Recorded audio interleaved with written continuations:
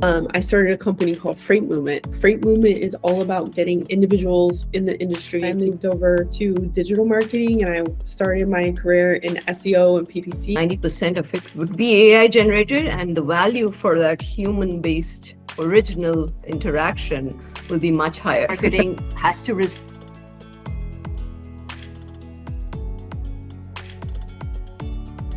Hi, everybody. Welcome to the Marketing Tarot, the podcast that looks into marketing strategy that you're living right now, one marketer at a time. And today I'm joined by Jenny Malafarina. Very excited to speak with her. She comes from a supply chain background and she's the CEO of Virago Marketing, which is a very interesting name, I thought. Welcome, Jenny. Thank you for having me. Perfect. How are you doing today? Good.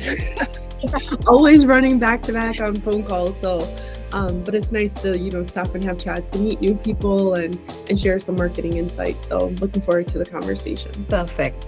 This is really, as you mentioned, a very casual conversation, in this whole world of, technology and AI-based products coming up like by the hour. I think we needed something to go back to the basics of marketing, right? Like what are the basic pillars? How do you approach a particular marketing strategy? And I think most of it goes back to where we started from, right? That's what we are going to talk about here. And why don't we start with a little bit about your journey? How did you get into marketing? And I know you have a military background, but please tell us about it. Well, the background is actually a very long story that I feel like you need to connect the dots to understand the movements and why I went where I did and when I did and all that. But the short of it is I went to Cleveland State University and I got I was working on my bachelor and then I wanted to study abroad. So I moved to Australia for 6 months and I did that and I came back and it seemed like everything was still the same when I left. So then I joined the military, help pay for college, give back to the country, all those sorts of things. In the military, got married, had kids. I came back eventually and finished my bachelor's. I was like, hey, professor, can you give me a letter of recommendation? I need to move on with my life and take care of my 3 kids. And they were like, oh, we'd like to give you a letter of recommendation for the master's program. I'm like, skirt.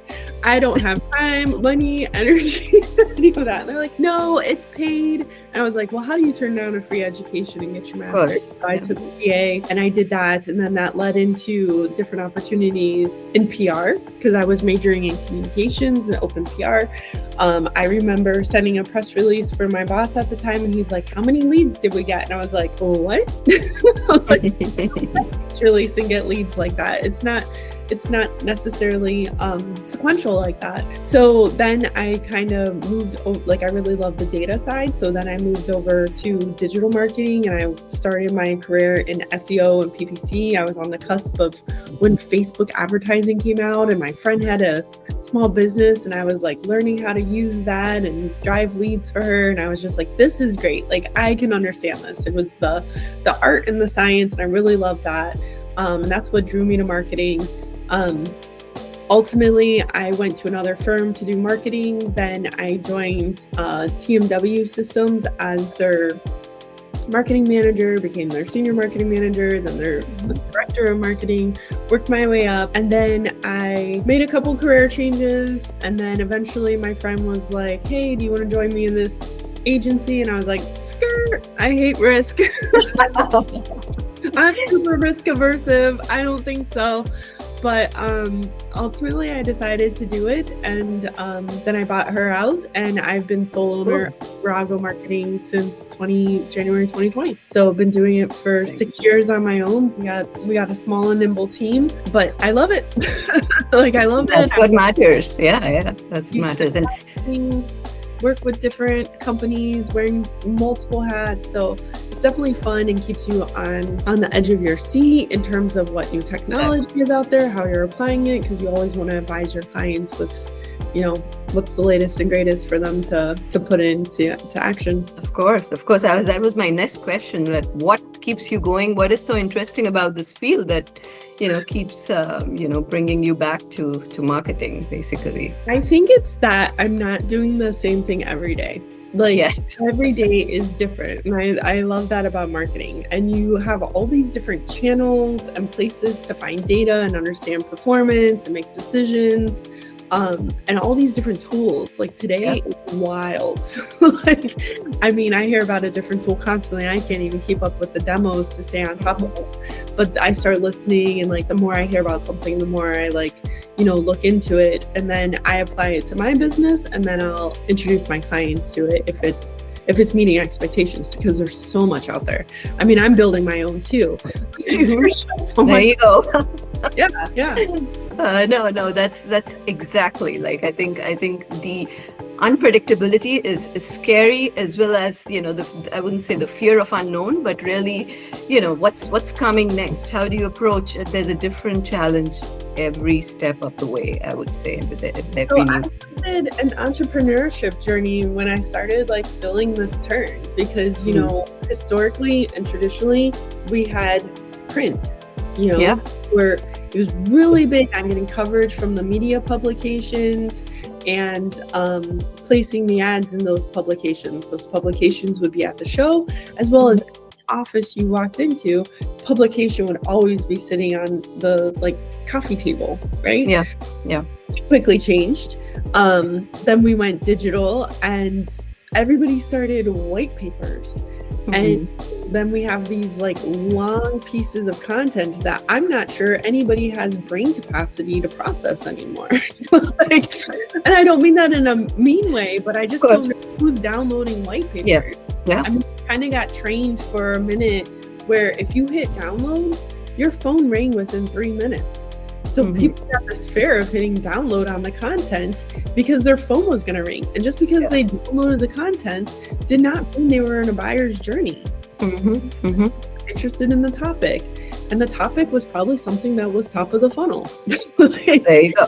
So I don't know what happened. I don't know what happened to that. But now we're moving into intelligence, and intelligence is beyond marketing. You still have to do the things that you did, like have a presence, have social media, have blogs for SEO and GEO, have your website optimized, and then do your ads. You still do all the things, but it's what you know about the individual on the buyer's journey or finding them.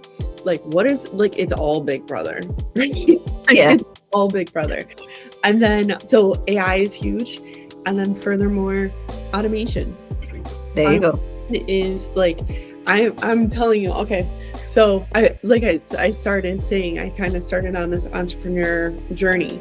I started a company called Freight Movement. Freight Movement is all about getting individuals in the industry together in person at the local level, because not everybody has the budget to go to the bigger shows. They don't have the time, they don't have the budget, they don't have the title, they don't have this, that, whatever. So then they have this exclusion from the industry that they're part of. So we've created the opportunity to bring them together at the local level, build those relationships and connections, and that is what AI cannot do, right? Yes. So as we implement and bring more AI and automation to the picture, they can't build our relationships for us in person, right? That's a very interesting problem you're addressing there. Yes, there it is. And you bring it to the local level, that makes it more accessible. Yeah. Because you have these events in Orlando or Vegas. I hate going to Vegas, but I'm not a huge Vegas fan, but traveling time zones in that far is just too much for me. But even though there's 7,000 people there, there's I don't know, millions of people in the supply chain within the industry that were not there. Right? Yeah. So that's one way. I really feel like I have a drive to make the industry more accessible. So I started Freight Movement. Then I started a company called CAMI, and CAMI stands for Chat Agent Marketing Manager Interface, because I started seeing what technology was capable of. I started playing with N8N and building automations with agents and stacking them. And I'm like, this is so cool, but how do I do this at scale? So then I started talking to a development agency who's like, oh, this is a great idea. We want to build it and partner with you. And my whole thought process there, and as sad as it is I'm trying to put myself out of business. Why? Because if I don't, someone else will. Yeah. And you really have to embrace AI and automation and all that stuff for efficiency, productivity, speed, like all these things, because you can't compete with AI if you don't use, like you can't, like people are worried about jobs, and it's the people that don't leverage AI Yes. that worry, and it's the Yeah. people that are leveraging AI that are going to excel. Yeah. In a way, you have to accept the reality that there is a technology which is much more advanced and efficient, and can take over some of the mundane things that you're working on, and you have to just learn it like we learn the internet and a lot of other technologies that we have out there, the new tools. So I guess one just have to have an open mind. And what I realized, Jenny, is that the more you learn and read about it, the more the scare goes away. Actually, you're like, oh, this is helping me, this is not taking over me. So I'm that's in what I like think. that delicate balance. Like, I agree Yeah. with you. The more I embrace it, the more I'm like, okay, like I can work with this. Yeah. But the intelligence is moving so fast. Like, that's the thing that scares me, is as soon as you get your foothold on something else is coming out that's already superior to it. I mean, those models are competing in almost every day which model is better because of the different upgrades that they're doing, right? Yeah. Yeah. This past weekend, I built a Claude bot with my son, which is amazing. I don't know if you're familiar with Claude bots. Yeah. We got a VPS. He built it all out for me in the Docker and those technical terms. That's what's scary, because I don't know the technical side to do things. I know how to use it and enhance it, improve it once I have the functionality. It's basic. Yeah. Yeah. Side, Yeah. It's scary. It is in some ways. But now that I have CloudBot, it can actually build out the JSON for me and build for me. Yeah. So now maybe I'll be unstoppable, but I'm still running into technical glitches. So we're working on it, but I see what it's capable of, and it's really exciting. But it's transforming everything for me. I feel like I am a marketer with 10 plus years of experience and a toddler brain in this new marketing space. Yeah. I think you put it nicely.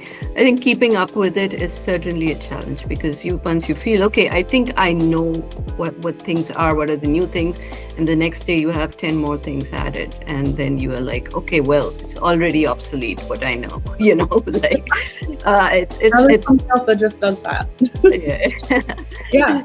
That's perfect. No, that's great to hear. And you're managing so many things at a time, which is awesome. It's great that you're handling so many things. But how did you kind of stumble upon supply chain, or is that something you chose? Logistics, supply chain. It's the perfect industry to be in right now in the US. But I don't know about that one. I don't know about that one. So I got into the industry when I was working at a PR firm. I moved over to a digital marketing firm, and I actually got headhunted on LinkedIn for the company TMW Systems. And they called me and I told them no. And they were like, well, we have insurance. And I was like, wait a minute, I have 3 kids, and agencies typically don't offer insurance. So I was like, let me come check this out. And I loved it. And I'm very happy and fortunate that I, took that call and went in there, and that it was a good fit for both of us. I felt like I won the job lottery when I went to that company. So I was very happy to get that opportunity. But now, once you're in, you don't leave. You just kind of circle around, and the industry needs that brain consistency. That is definitely something that I'm concerned about when it comes to supply chain, is people leaving the supply chain and not having that intelligence, those years of experience, because we're seeing a lot of people fall off now as they start to retire. We need to maintain. I remember going to one show, I think it was last year. It was all new people. And I was like, can I see a demo? And they're like, oh, I don't know how to demo it. I'm going to have to get no. It's you work here. Yeah. You're here at a conference. Yeah. You're a person. You're making the booth, and you can't do the demo? Yeah.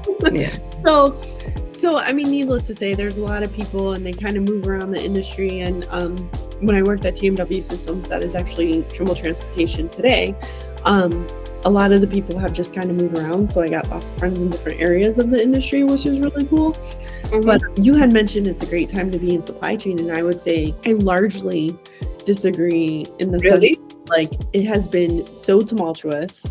There has been so much tremendous impact to everybody, right? So, I mean, you have these tariffs, and that throws a wrench into everything. That more costs for the shippers, the manufacturers, the importers, things like that. They don't eat those costs. They pass those costs off. Then they're trying, like, then they're lowballing the carriers in their contracts to move the freight. And then the freights aren't making money, or the fleets aren't making money. Then they're just trying to survive to keep their doors open. We've actually seen a lot of M&A and consolidation in the industry because of all those different factors. And over the last 5 years, it's created nothing but visibility in terms of how much the supply chain is broken. How, we couldn't keep toilet paper on the shelf during COVID for whatever. Like, that was a big hit, and it's kind of almost a back-to-back here. Where I was coming from, Jenny, is that, obviously that's helping the manufacturers within US, take that chance and, maybe expand the manufacturing industry in-house, right? Do you see any traction from there? Like, is it helping the supply chain world, or not at all? Not in that scale? I'm seeing a lot of more warehousing come up, but I feel like it has to do more with storage than it does manufacturing. That's what I'm seeing, because they're still importing. The costs are still lower to import. They still have those contracts, whatever. But now they're trying to bring them in and store them. They don't, like, it's so tumultuous. They don't know what the next tariff is going to be. So we're seeing a lot more warehousing kind of pick up. Yeah, that's interesting. So that's what it is, right? Like, once you are within that and going through that, that's when you realize the challenges and, kind of the situation. And kind of good segue to our next segment, which is going to be like a card pulling segment. I don't know if you've looked at the Marketing Tarot. But I'm going to take you to that portal, pick a card and then just talk about it. So, any preference, left to right? Any card that's speaking to you? Center on the left. Okay, 1, 2, 3. Let's see what it is. Oh my God, what we've been talking about all this while. Well, we covered this part. Next. Yeah, we did. But even today, I would say, and more so today, what do you think this card, is important? It's giving importance to, like, the algorithm. Is it still the forefront of a marketing strategy, or it's one of the things you talk about? What is your thoughts? It's a very timely card because the algorithm has completely changed. And what I mean by that is, you go to Google today and you see pages of ads, like they have paid for that placement. But guess what? Google Gemini shows up before the ads. So if you can optimize for Gemini, you will not have to pay to show up in the top of the space. Now, marketing people will eventually get their hands on all the LLMs and figure out how to get advertising in there, and everybody's going to be mad, and I think it's the worst idea ever. However, that's just historically what marketing does. We do it to everything, right? Oh, you got a newspaper? We got to sell ads. You got a magazine? We got to sell ads. You got a website? We got to sell ads. Everything is about making money. So the algorithm is crazy. Everybody, they're not like, how do I show up in Google anymore? They're like, how do I show up in the LLMs? How do I show up in Gemini? How do I show up in ChatGPT? So, a couple of years ago, we were talking about like voice search, and like everybody was thinking Alexa. But no, Alexa is just one element of that. Yes. They're like the answer engine. So it's like, I just go, I don't want to say it because mine will talk, but you're like, oh, hey, what's the weather today? And then, it tells you, but now it's just, people search the same way. So it's like, if you are optimizing for answering questions, you're going to be in a good place for the search, for the LLMs.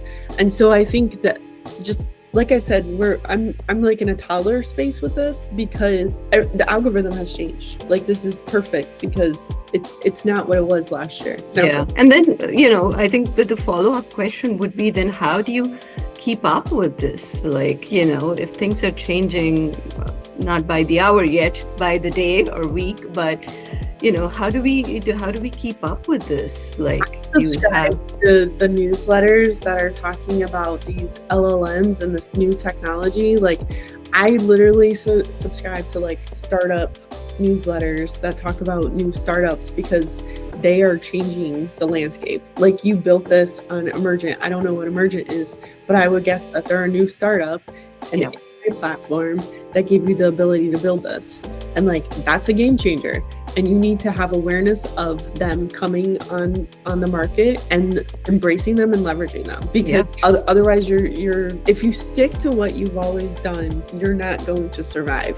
We are in a new world, and I know that's like crazy, but this has happened so fast and so like fervently, or like I don't even know if that feverishly. Like, it has just come on so strong. And now, who searches on Google anymore? Who searches on MSN anymore? Who searches on Yahoo? In like the first 3 to 6 months of these LLMs coming out last year, 20% of users moved over, and that is only happening quicker. Like, I don't talk to anybody anymore that doesn't have a GPT. Even my kids use GPT. Yeah. Right? Yeah. It's become the norm. I mean, yeah. So I have an intelligent brain. So yeah, I think the algorithm is falling, I think, is the best way to put it. Like, Google, I don't know that Google is going to hold on to the crux that they have had for so many years, just being the algorithm to like meet, right? Because we used to be like, Google's got a new update, it's not showing my content unless I do this. Remember when people used to do the black hat keyword stuffing, and then Google put a stop to that, and then it turned into pay to play largely. It's evolving like crazy, and now we have an algorithm for everything, so it's like multiplied by the number of times the tools or new solutions are coming, and you optimize for every platform separately. So it's kind of it's just a matter of how you keep up with the most latest algorithm and logic. Because just as much as the LLMs are coming out and you're like, okay, how do I show up in them? Like, so you're trying to figure out the process of showing up in them. Is also tools are just now coming out to demonstrate how you're showing up in them. Yes. So kind of like flying the plane and building it at the same time, where like you don't have all the answers, but you've got to keep moving with the technology. Perfect. Thank you for that. And while I am here on the portal, there's an interesting feature I have here. I would want to just, have you speak about maybe some of the cards that, irrespective of the problem or, the industry, you have in mind when you approach a marketing strategy, right? These are really, as I said, the basics of marketing, and I can scroll down and you can, look over some of the other cards. But is there something that's speaking to you like, this is always part of my best move, like a best hand of cards? This is the second row, and we can pick one at a time, if something is spilling out to you. Can you scroll back up? I thought there was one. So I would go with community.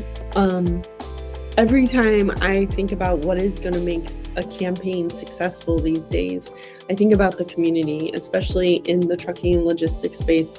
We're pretty close knit. Like I said, we move around, we make friendships, we connect with other people. There's tons of podcasts in this space. There's tons of other like little sub communities. Like, I have Wilma, which is Women in Logistics Marketing Alliance. Right. You should do that if you want. I think I invited you. So we have that, and then there's like Women of Logistics with BCS. There's Women in Supply Chain, and those are just the women ones. There's just tons of communities. But what I really think people need to focus on are those in-person connections and building community.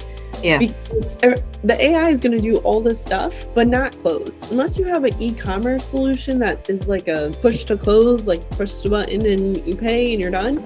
Yeah.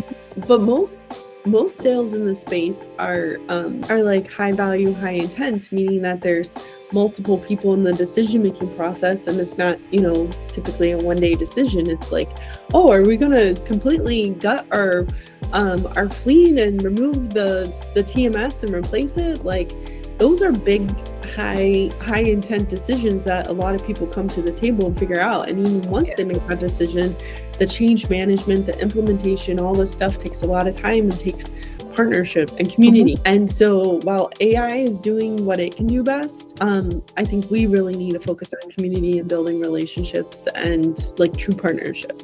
That human element, yeah.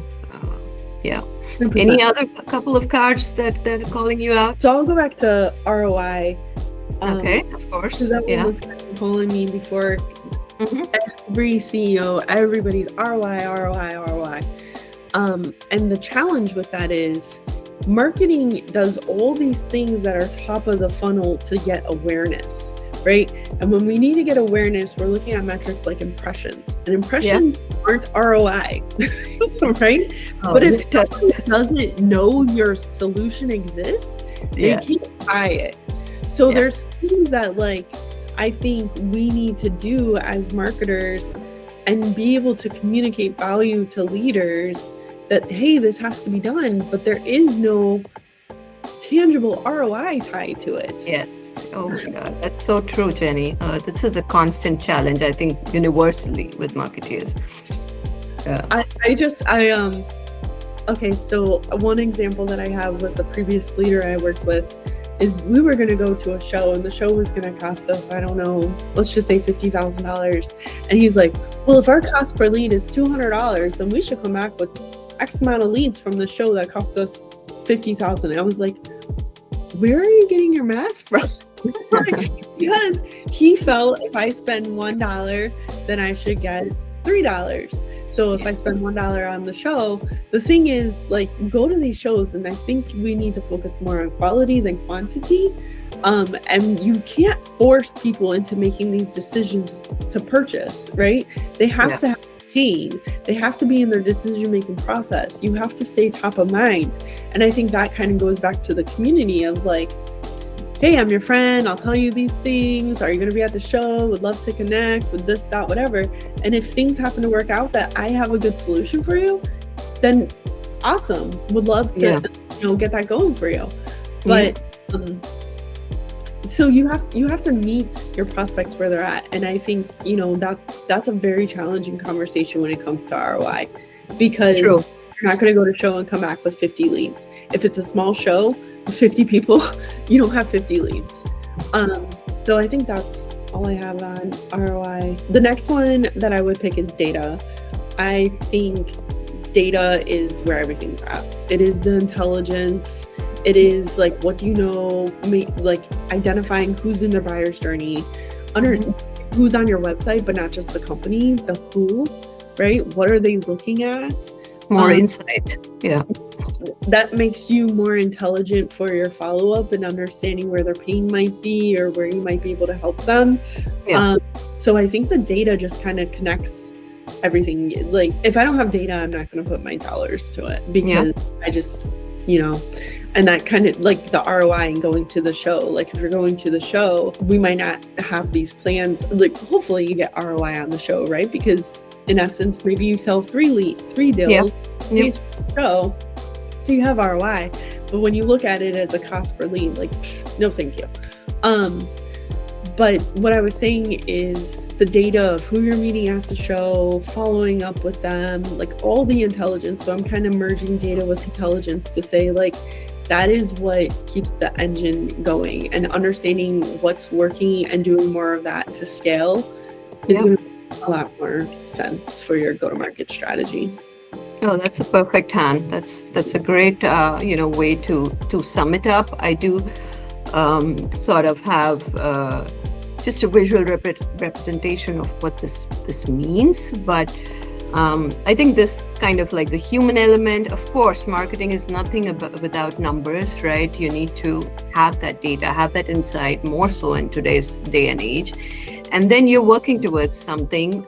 So ROI from that aspect is also an important element. But at the same time, that ambiguity of anything you do in marketing has to result in an ROI is a little bit of a challenge, right? I think the first step in marketing is just to have someone, just to have yourself be visible, right? And that doesn't give an ROI. Exist. Yeah. Yeah. So that's perfect, and thank you so much for sharing that. I think we are now in the last section of our podcast, and I have this ritual of the previous guest sharing a query or marketing challenge that they have been facing that they want to ask the next guest on the show. And I do have a question for you. I would love to know what your thoughts are. Basically, what our guest Vitika, who was on our podcast last week, asked is, most of the branded content that you see on social media, I think she was specifically talking about Instagram, are AI generated, right? Including the UGC videos, the user generated content videos, and they look very original, right? With AI created models speaking to you. What is your take? Like, is it quite impactful, engaging to actual, humans speaking or interacting, or do you see some indifference there? What's your take? I think when you can tell something is AI, it's extremely off-putting because it feels inauthentic.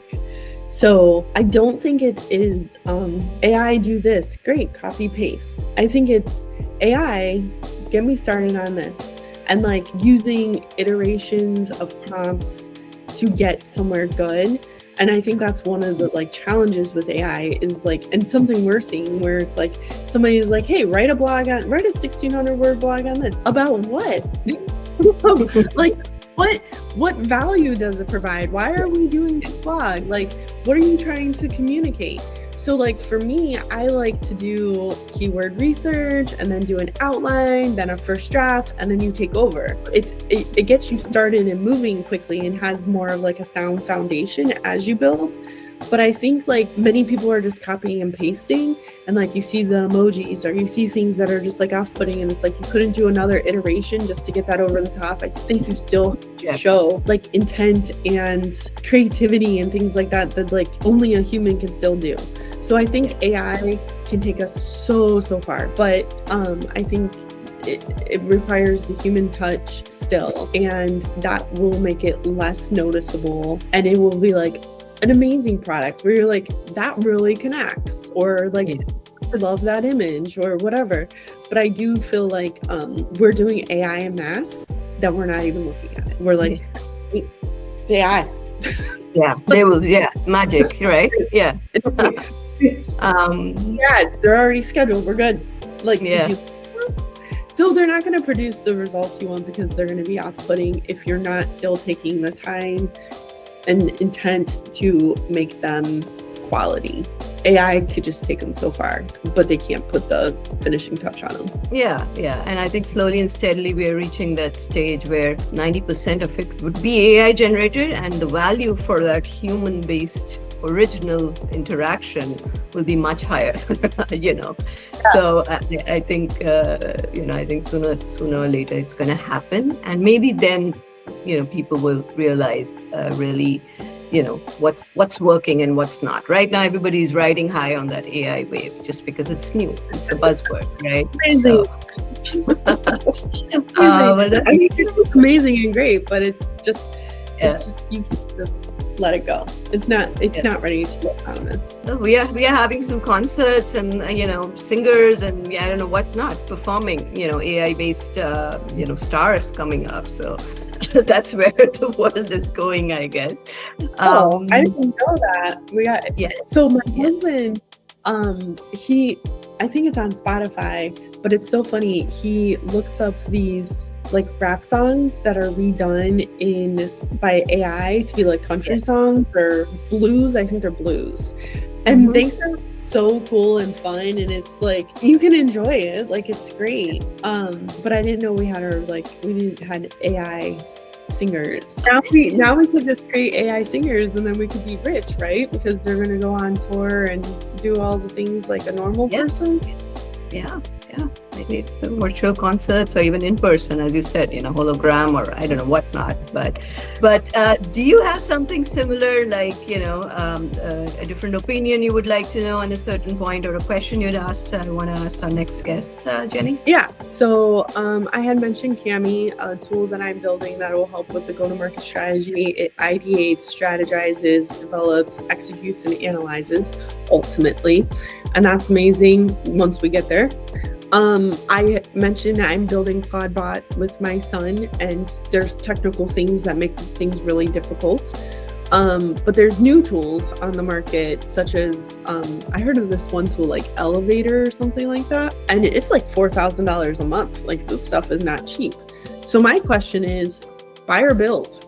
Do you learn the technical side to build your own marketing, like go-to-marketing tools that help with content that's on point in terms of your brand voice and tone, integrations with analytics and HubSpot to understand performance and have your own in-house analysts, or are you buying these tools?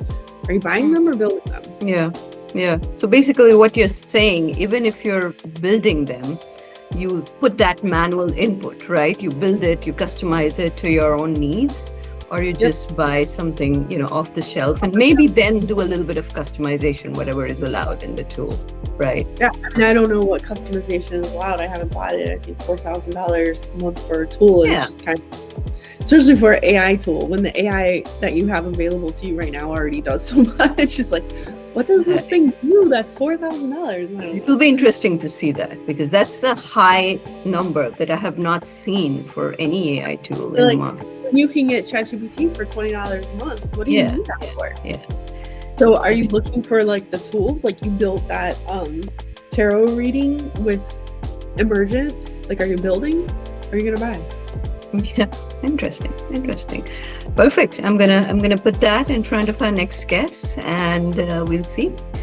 Thank you so much for your time. What did you think about the session? Was it interesting to you? Yeah, no, I enjoyed it. I probably talked too much, but that's okay. No, we will certainly connect. I just wanted to, be wary of your time. But thank you again for doing this, and hope you have a great rest of the day. See some sunlight and have fun. All right, sounds good. Thank you. Take care. Nice meeting you.